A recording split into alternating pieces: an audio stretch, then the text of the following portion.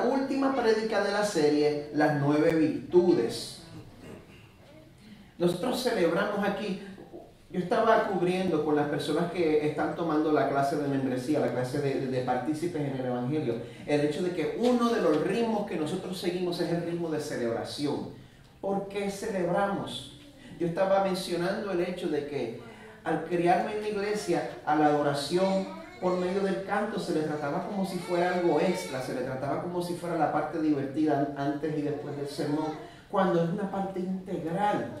Cuando en el cielo va a terminar el evangelismo, cuando en el cielo va a terminar la predicación, pero la adoración va a ser eterna. Por eso nosotros buscamos vivir en el ritmo de celebración, porque Dios nos ha salvado y lo ha hecho para que vivamos vidas fructíferas. Gálatas 5, 22 al 23 dice que el fruto del Espíritu es amor, gozo, paz, paciencia, benignidad, bondad, fidelidad, mansedumbre y dominio propio. Es lo que nos toca predicar hoy. Así que les voy a pedir que busquemos en nuestras Biblias en Mateo 4, del 1 al 11. El tema del sermón de hoy es el dominio propio, cómo cultivar dominio propio en nuestras vidas. Mateo 4, 1 al 11. Vamos a ver que como seguidores de Jesús, nuestro dominio propio no viene de que nosotros seamos más disciplinados o que tengamos más fuerza de voluntad, sino que viene de que Jesús, una vez más, lo mismo que se aplica a todas las otras virtudes, Jesús es nuestro ejemplo y nuestra fuente a la vez. Así que vamos a leer juntos, una vez más voy a leer de la Biblia de las Américas, Mateo 4, 1 al 11. Dice así la palabra del Señor. Entonces Jesús fue llevado por el Espíritu al desierto para ser tentado por el diablo. Y después de haber ayunado 40 días y 40 noches, entonces tuvo hambre. Y acercándose el tentador le dijo: si eres hijo de Dios, di que estas piedras se conviertan en pan. Pero él respondiendo dijo: escrito está, no solo de pan vivirá el hombre, sino de toda palabra que sale de la boca de Dios.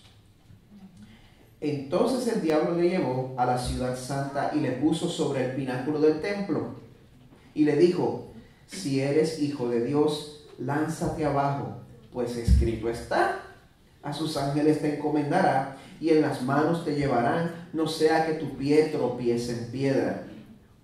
Jesús le dijo: también está escrito, no tentarás al Señor tu Dios. Otra vez el diablo le llevó a un monte muy alto y le mostró todos los reinos del mundo y la gloria de ellos. Y le dijo: todo esto te daré si postrándote me adoras. Entonces Jesús le dijo: vete, Satanás, porque escrito está: al Señor tu Dios adorarás y solo a Él servirás. El diablo entonces le dejó y he aquí ángeles vinieron y le servían. Esta es la palabra de Dios. Señor, nosotros vivimos en un tiempo y somos parte de una cultura la cual no es conocida por su dominio propio, sino por su indulgencia. Señor, tantas veces en esta semana, tantas veces en esta misma mañana, Señor, que me doy cuenta que he perdido tantas oportunidades de honrarte ante el mundo por mi falta de dominio propio. Te pido que me perdones a mí personalmente y te pido que nos perdones como pueblo, Señor. Muéstranos el deleite, muéstranos el placer mayor que hay en esperar en ti. En el nombre de Jesús te lo pedimos. Amén. Amén. Amén. Y si tienen alguna duda, a mí me encanta que hayan bebés aquí. Una iglesia sin bebés es una iglesia que está muriendo. Usted puede tener una iglesia con bebés llorando o puede tener una iglesia muriente. Escoja una. Así que Y la cuestión es que yo no hace mucho tiempo que pasé por esa etapa, así que no se sientan mal. No hace mucho yo pasé por eso. Así que no se preocupen. Bueno, hay algo especial que tiene el día de mi aniversario. Es un día en el cual yo como bueno. Gente, nosotros salimos a sitios más caros que no vamos el resto del año.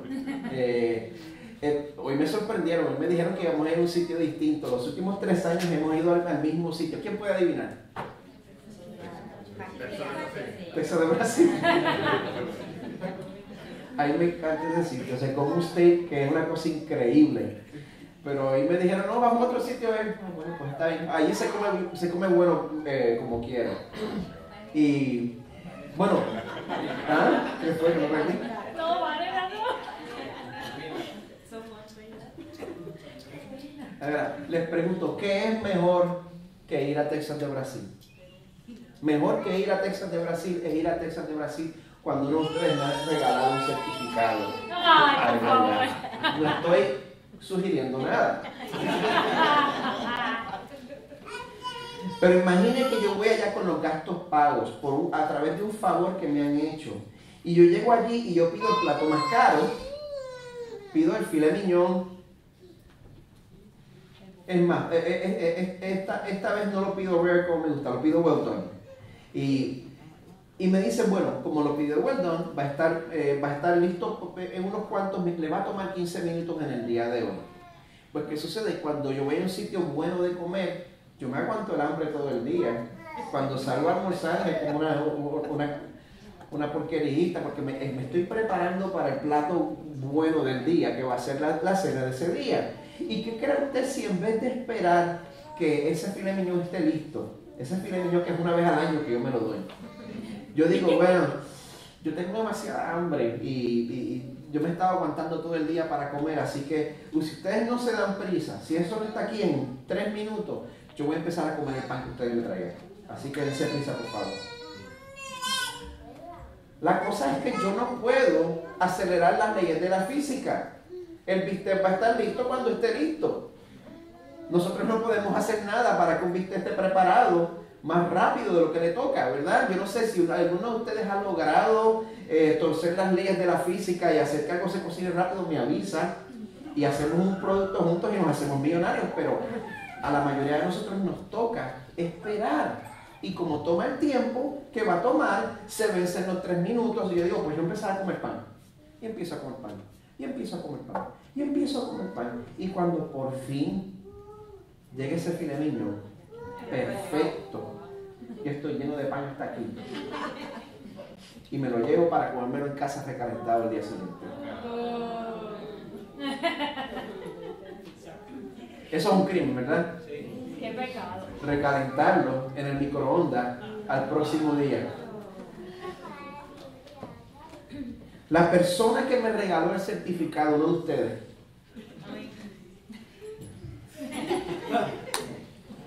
me diría que yo desperdicié su regalo por no tener paciencia, ¿verdad? Un regalo desperdiciado, un bistec recalentado. Yo me comporté como si el mesero me estuviera mintiendo al decirme que el steak iba a llegar en 15 minutos. No quise creer, yo quise basarme en lo que estaba ahora mismo al frente mío. Y busqué aliviar mi hambre de la manera más inmediata. Y ahora por eso, pues nuestra salida a comer no fue tan buena como pudiera haber sido. Y pues eso es lo que sucede en nuestras vidas cuando nosotros echamos a un lado el dominio propio que nos da la habilidad para esperar en Dios. Y terminamos perdiendo la cercanía con Dios que viene cuando le obedecemos. Gente, iglesia, cuando nosotros vivimos en desobediencia, porque lo que nosotros queremos es gratificación instantánea, eso castra nuestro potencial como cristianos. Escogí esa palabra a propósito. Ese es el efecto que tiene. Eso nos quita la capacidad para ser parte de la labor de traer el reino de Dios a nuestra comunidad. Quita nuestra efectividad, nos debilita y nos pone en peligro. Proverbios 25-28 dice, como ciudad invadida y sin murallas es el hombre que no domina su espíritu. Está lo que nos dice la Biblia y está lo que nos dicen los medios de comunicación. Los medios de comunicación nos están bombardeando, dándonos mensajes para que nosotros nos sometamos a nuestros deseos. A mí me encanta el logo de McDonald's. You deserve a break today. Tú te mereces tomarte un break en el día de hoy.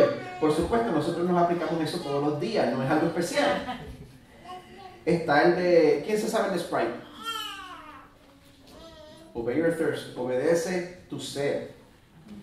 Y por supuesto, si esta cerveza en Puerto Rico, el cuerpo te la pide. Esa se la sabe.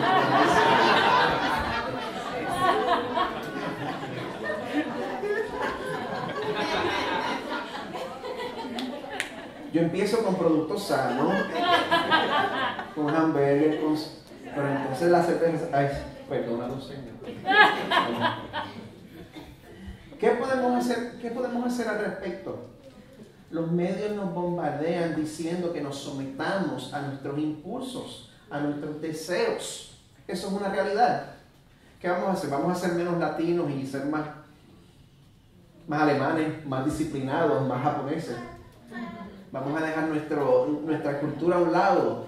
Vamos a enclaustrarnos, vamos a meternos a monjes. ¿Qué podemos hacer al respecto?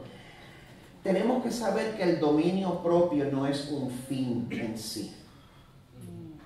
El dominio propio no es nuestra llegada, sino que es el producto de enfocar nuestros deseos en el placer superior de conocer y disfrutar a Jesús. El dominio propio es el producto de enfocar nuestros deseos en el placer superior de conocer y disfrutar a Jesús. Por lo tanto, Cristo nos va a mostrar que la raíz del dominio propio es confiar que Dios nos va a satisfacer como nada ni nadie más lo puede hacer. El libro de Hebreos nos dice que Jesús es el mejor sumo sacerdote porque Él se identifica con nuestras debilidades. Y Él nos dice que Jesús experimentó lo que es ser tentado, nada más que Él nunca pecó. Es importante que sepamos eso. Y en Mateo 4 pues podemos echar un vistazo a la primera tentación que Jesús experimentó durante el principio de su ministerio. Y al ver cómo el enemigo buscó que cayera, nosotros podemos ver que nosotros podemos ser tentados de manera similar. Podemos ser tentados por medio de nuestros cuerpos, por medio de nuestras mentes y por medio de nuestros corazones. Nuestros cuerpos, nuestras mentes y nuestros corazones. Así que, bueno, antes de comenzar con el primer punto, yo quiero echar un poquito de marcha atrás para poder entender más profundamente cómo fue que el enemigo quiso hacer caer a Jesús. Si nosotros echamos un par de versitos para atrás, leemos Mateo 3, desde el 13, esto nos va a ayudar a ver las cosas en contexto. Mateo 3, del 13 al 17 dice, nos habla del bautismo de Jesús. Entonces Jesús llegó de Galilea al Jordán, a donde estaba Juan, para ser bautizado por él.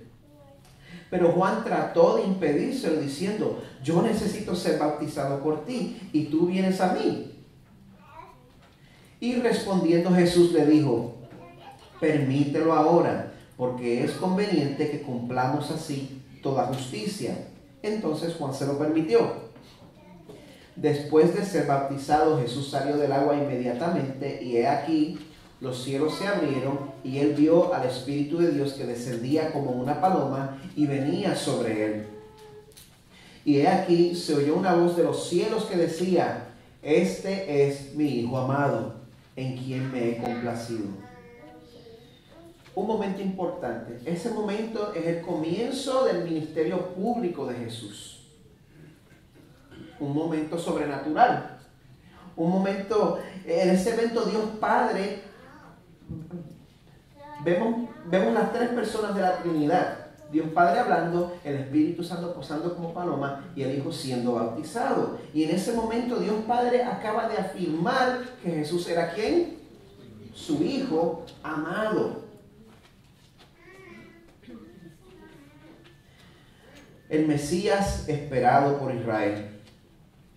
Así que ya que recibió esta afirmación, esta validación, pues Jesús va a pasar un tiempo en ayuno.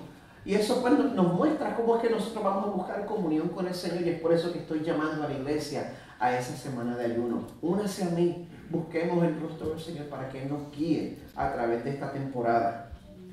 Así que saliendo de eso, saliendo de un bautismo con una manifestación sobrenatural y al final de un ayuno de 40 días, en ese momento que uno se siente más capacitado para meterse en batalla, ahí es donde el enemigo viene. El enemigo no le ataca tanto si usted no está pendiente a las disciplinas, pero en el momento que usted dice, bueno, quiero acercarme al Señor, usted puede contar con que ahí es que vienen los ataques del enemigo.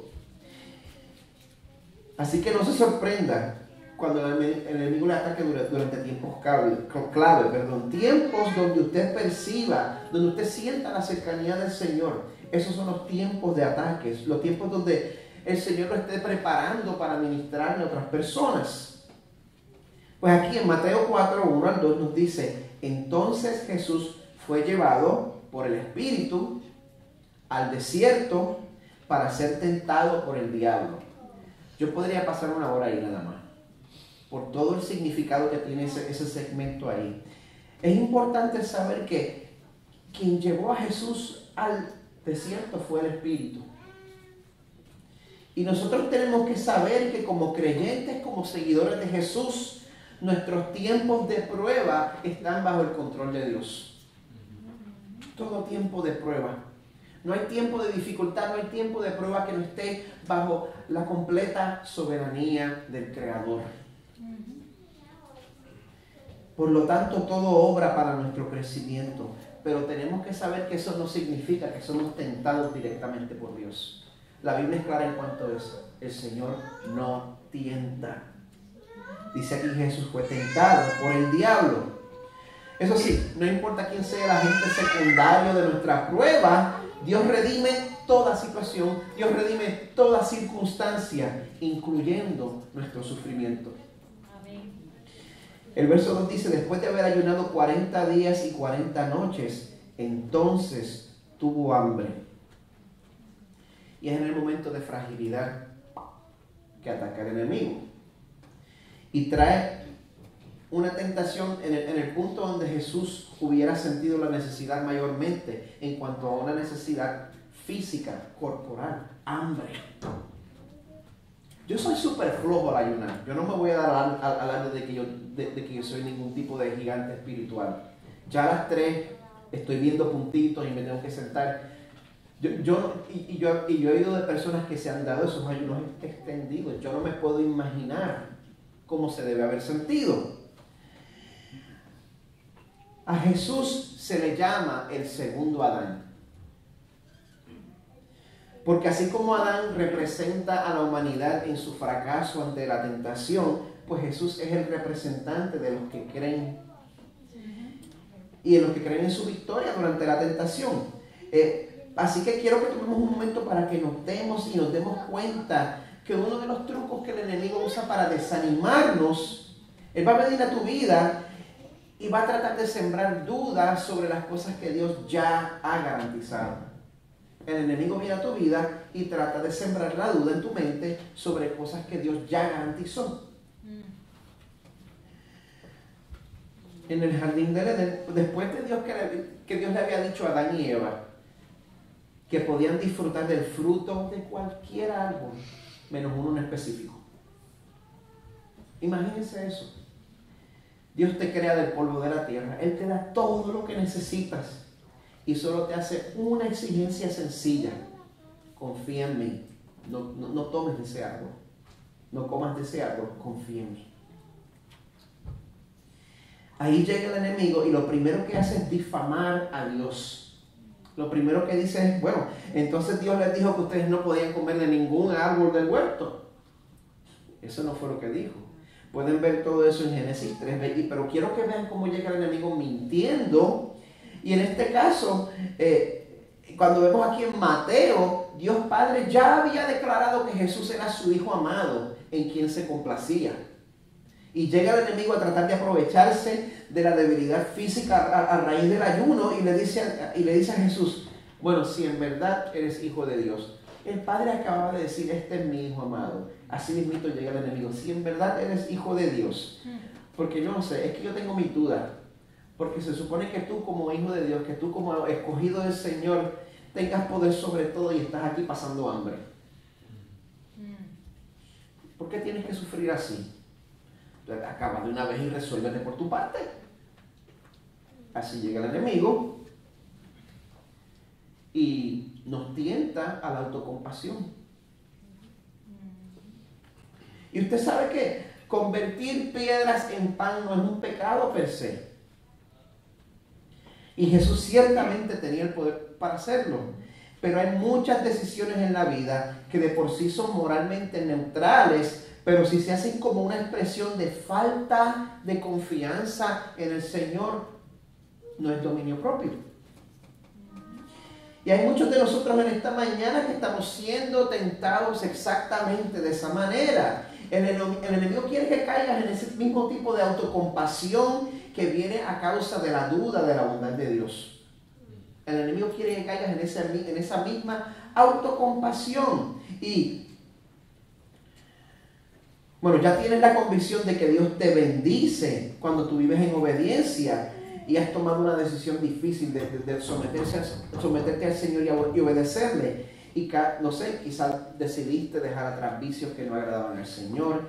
Quizás decidiste no aceptar un trabajo o una ascensión que te iba a traer más dinero.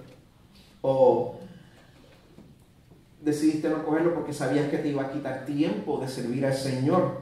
O quizás decidiste que es mejor esperar en el Señor que casarte con un no creyente. Y estás esperando en el Señor. Y después de tomar las decisiones, pues las cosas empiezan a apretar.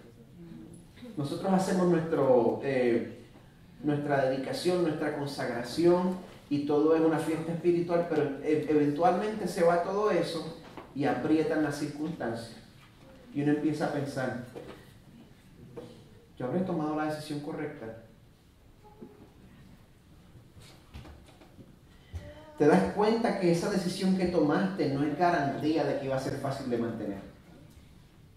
Y llega el enemigo a tu vida a sembrar la duda, a tentarte a la autocompasión y a decirte, oye, la verdad es que tú eres bien bobo.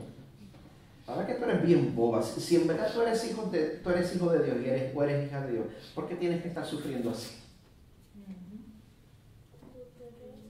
¿Tienes que sufrir así si eres hijo de Dios?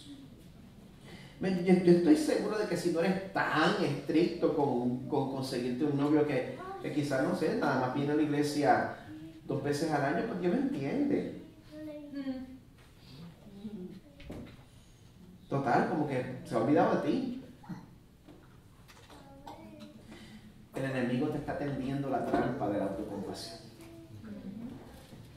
Y en ese momento tienes que combatir las mentiras del enemigo con la verdad de la palabra de Dios. Y fue exactamente lo que hizo Jesús en el Salmo 84, 10 al 11. Esto no es Jesús hablando, pero si el enemigo viene a donde ti a tentarte, tú puedes citarle al enemigo el Salmo 84 que dice, lo mejor es un día en los atrios de Dios que 1000 fuera de ellos.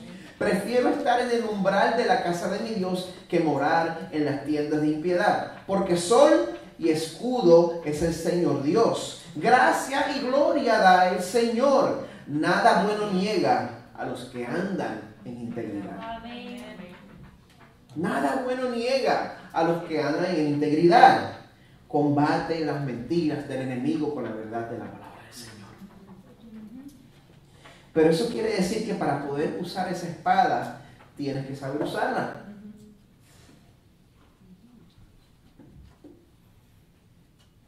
Si viene alguien a matarme y usted me da una AK-47 a mí y le da una 45 a Javier, usted peligra más con Javier que conmigo. Yo voy a pasar 5 minutos figurándome cómo es que eso trabaja y ya Javier sabe. Porque Javier sabe cómo usar. Y de esa manera nosotros tenemos que saber usar la espada. ¿Está memorizando la escritura usted de alguna manera? está aprendiendo la Biblia de memoria en áreas que son cruciales para su vida.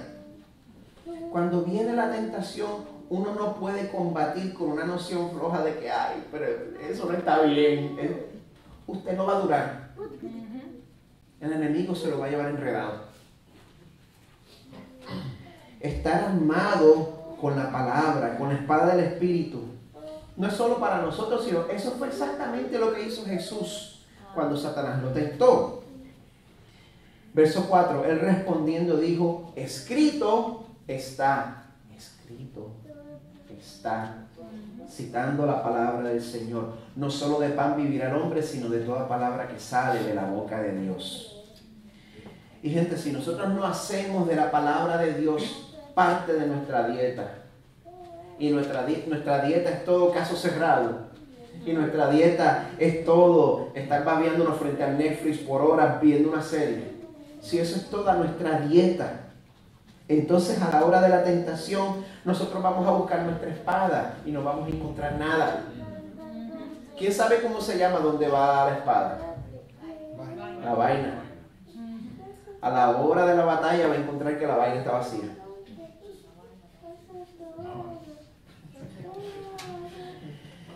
Especialmente cuando somos tentados en nuestros cuerpos.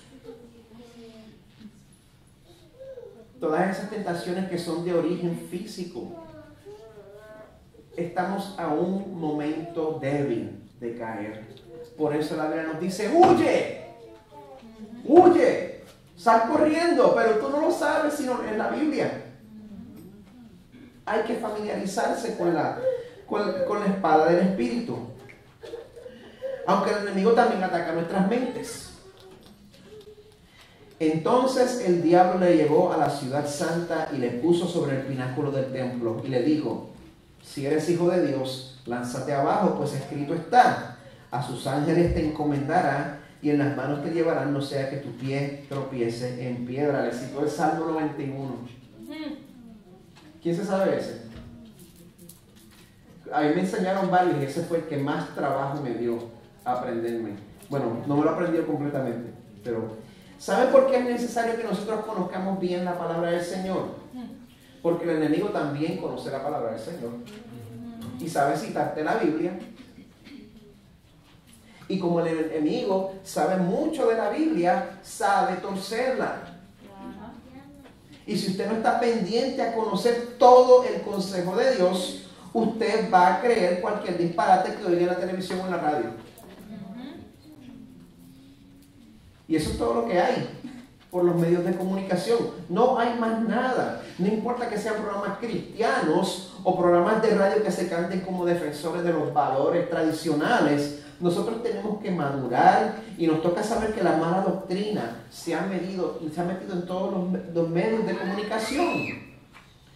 Y la única manera de nosotros conocer la verdad es pasar el trabajo de aprender directo de la fuente.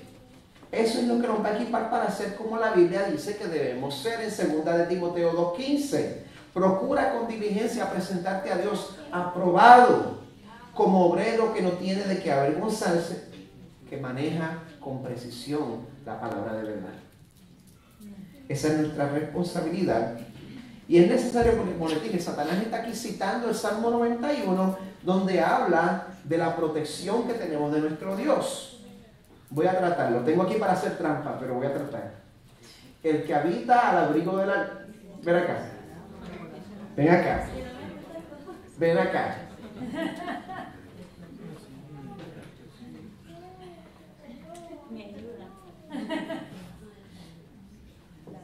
Hasta el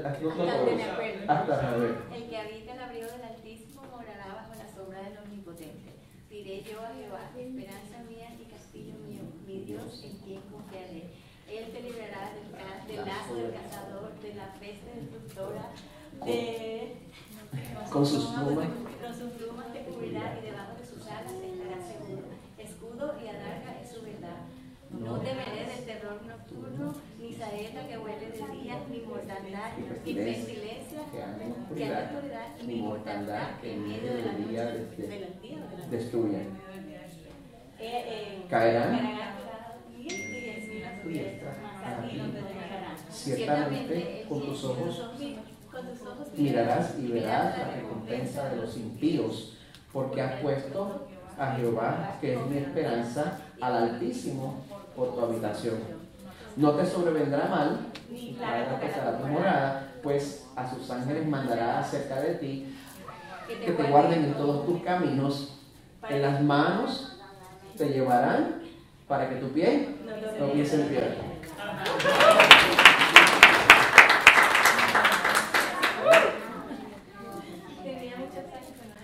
No, si mi mamá me llega a ver tropezando con el Salmo 91, quedó castigado. Si la han visto, es así de chiquita, pero chiqui muerta. Pero ¿saben qué? Yo no me sé el Salmo 91 bien, pero Satanás se lo sabe de memoria. Y con eso le salió a Jesús.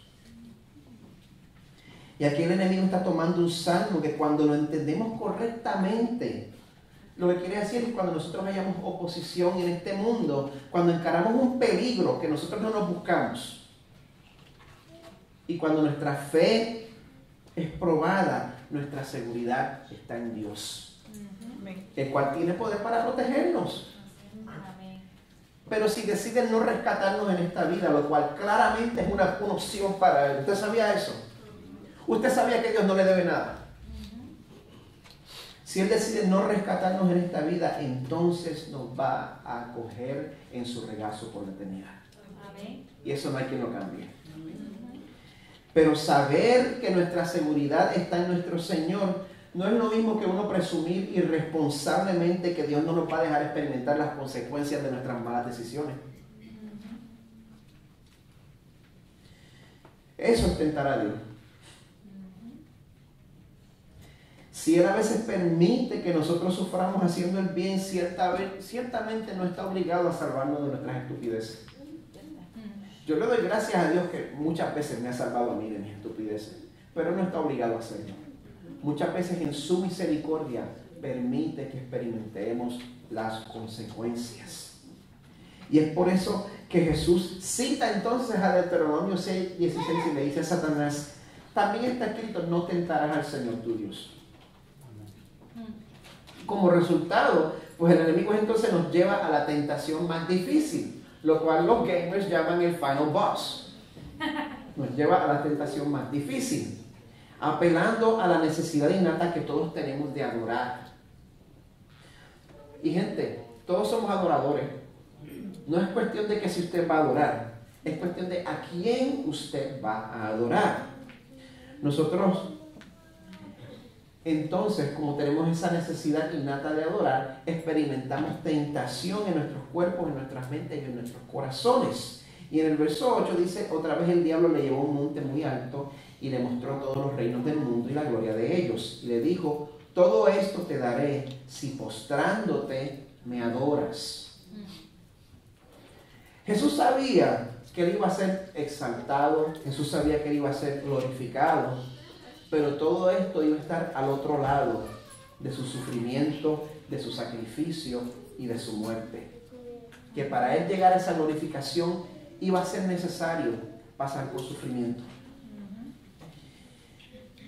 Al otro lado de todo eso le esperaba la gloria que había disfrutado por la eternidad pasada desde antes de su encarnación. Colosenses 2:9 al 10 nos dice que Jesús, que toda la plenitud de la deidad reside corporalmente en Él. Y habéis sido hechos completos en Él, que es la cabeza sobre todo poder y autoridad. Así que sí, Cristo sí merece toda la creación. Cristo merece todo el reino. Cristo merece toda la gloria, porque Él nos creó y nosotros le pertenecemos. ¿Me están siguiendo, verdad? Pero aquí Satanás le estaba ofreciendo a Jesús una gloria que iba a venir sin necesidad de sufrimiento. Y eso es lo que el enemigo nos ofrece, la gratificación instantánea que viene cuando cambiamos a Dios por las cosas de este mundo. Eso se llama idolatría. Y eso no es un problema nada más para los aborígenes que se arrodillan delante de un Dios de palo. Eso es un problema para usted y para mí, para los creyentes. Porque el primer mandamiento fue dirigido al pueblo del Señor. No tendrás dioses ajenos. delante de mí. Las palabras de Juan Calvino: el corazón humano es una fábrica de ídolos. Y ese ídolo puede tomar muchas formas diferentes. He hablado de esto antes. Nuestros ídolos se reducen a cuatro categorías. El ídolo del poder: quiero tener poder. El ídolo del control: quiero controlar a la gente. El ídolo de la aprobación: yo quiero que la gente apruebe de mí. O el ídolo de la comodidad: quiero salir de todo tipo de esfuerzo. Y de alguna manera esa tentación que traía Satanás a Jesús contenía las cuatro áreas ahí de una vez. Y muchas cosas que no son malas de por sí pueden convertirse en ídolos. No tiene que ser algo malo. El amor, el trabajo, los hijos, el ministerio se puede convertir en un ídolo. Pero Dios es un Dios celoso que no comparte su gloria con nadie. Y Él nos avisa de manera severa en Mateo 10. Y estas son las palabras de Jesús. Si usted se cree que Jesús era un suavecito hippie, Jesús dice: el que ama al padre o a la madre más que a mí, no es digno de mí. Y el que ama al hijo o a la hija más que a mí, no es digno de mí. Y el que no toma su cruz y sigue en pos de mí, no es digno de mí. El que ha hallado su vida la perderá. Y el que ha perdido su vida por mi causa, la hallará. Este asunto de nosotros dirigir nuestra adoración en la dirección correcta es un asunto serio. No es algo que debemos minimizar, porque nuestras almas están en juego. Y es por eso que Jesús responde diciendo: vete, Satanás, escrito está, al Señor tu Dios adorarás y solo a Él servirás. El diablo entonces le dejó, y aquí ángeles vinieron y le servían. Esa no iba a ser la última vez que el enemigo iba a tentar a Jesús. Pero tenemos que saber que ser tentado no es pecado. Cuando usted es tentado, usted no está pecando. El pecado es ceder a la tentación. Y es por eso que la palabra de Dios dice que Jesús fue tentado en todo, pero sin pecado. Y es por eso también que cuando la tentación llega a nuestras vidas, nosotros tenemos que acudir a Él. Si tratas de acudir a ti mismo y apelar a algún sentido interno de dominio propio, vas a fracasar. Cuando llega la tentación tenemos que acudir a Él, porque Él es nuestro ejemplo y Él es nuestra fuente de poder. Por eso yo les exhorto en esta mañana que llenen sus mentes y sus corazones del conocimiento de su Salvador. Para que cuando este mundo, cuando tu carne, cuando el enemigo, cuando venga a apelar a tus deseos físicos, a los deseos de tu corazón, a los deseos de tu mente, a los deseos de tu cuerpo, a la necesidad de adoración, tú respondas como el apóstol Pablo en Filipenses 3. Todo lo que para mí era ganancia, lo he estimado como pérdida por amor de Cristo.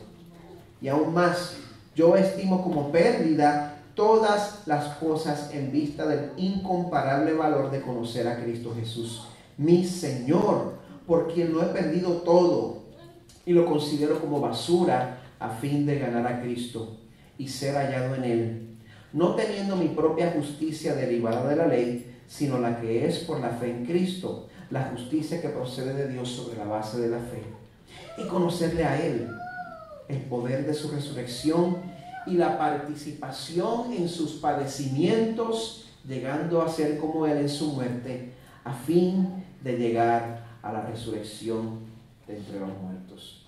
Les voy a pedir que estemos de pie.